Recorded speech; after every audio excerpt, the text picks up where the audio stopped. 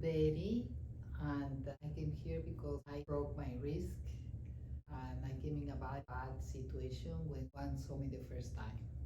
I fell down and I broke the two bones. And what challenges or problems were you facing before working with us? Stiffness, pain, and stiffness and inflammation.